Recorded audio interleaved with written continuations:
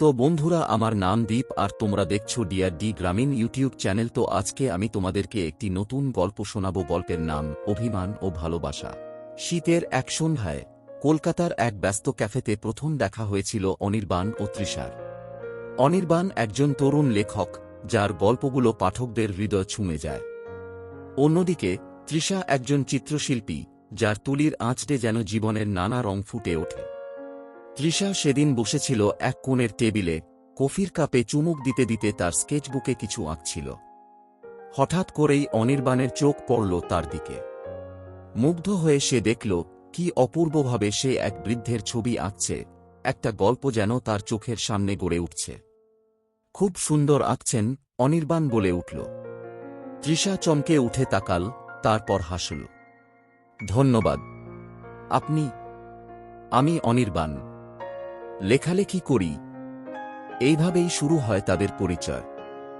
এরপর ধীরে ধীরে পরিচয় বাড়ল। একদিন তারা একসঙ্গে গঙ্গার ধারে হাঁটতে বেরোল। অনির্বাণ বলল, তোমার আঁকা ছবিগুলো দেখলে মনে হয় তুমি জীবনটাকে খুব গভীরভাবে বোঝো। তৃষা একটু হেসে বলল, তুমি তোমার গল্পগুলোতে যেমন অনুভূতি আনতে পারো, আমার ছবিতেও আমি সেটাই আনার চেষ্টা করি। এইভাবে তাদের বন্ধুত্ব গাঢ় হতে লাগল। তারা একে অপরের স্বপ্নের কথা বলত, তাদের পছন্দ শেয়ার করত। কিন্তু একটা সময়ে তৃষার মনে অন্যরকম অনুভূতি জন্মাতে লাগল। সে বুঝতে পারল সে অনির্বাণকে ভালোবেসে ফেলেছে, কিন্তু সে এটা প্রকাশ করতে সাহস পেল না। একদিন তৃষা দেখল অনির্বাণ অন্য এক মেয়ের সঙ্গে কথা বলছে, আর সেটা দেখে তার মনে এক অজানা যন্ত্রণা বাজল। সে মনে মনে অভিমান করে নিল যে অনির্বাণ হয়তো তাকে ভালোবাসে না। সেই রাতেই অনির্বাণ তাকে মেসেজ করল, তৃষা, কাল দেখা করবা, তোমার সঙ্গে জরুরি কথা আছে। কিন্তু অভিমানে তৃষা উত্তর দিল না। পরের দিনও সে ফোন ধরল না, মেসেজের জবাবও দিল না। অনির্বাণ অবাক হয়ে গেল। সে বুঝতে পারল কিছু একটা হয়েছে। সে তৃষার বাসায় গিয়ে দরজায় কড়া নাড়ল। তৃষা দরজা খুলে কড়া গলায় বলল, তুমি এসেছ কেন?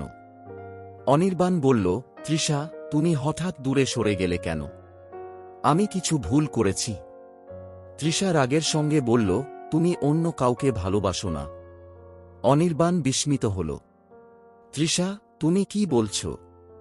আমি শুধু তোমাকেই ভালোবাসি। তৃষা হতবাক হয়ে গেল। তাহলে কাল তুমি ওই মেয়েটার সঙ্গে কেন কথা বলছিলে? অনির্বাণ হাসল।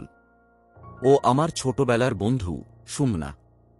আমি তোমার জন্যই ওর সঙ্গে দেখা করেছিলাম, কারণ ও একজন বড় গ্যালারির মালিক। আমি চেয়েছিলাম ও তোমার আঁকা ছবিগুলো দেখুক, যাতে তোমার প্রতিভা আরও বড় জায়গায় পৌঁছাতে পারে।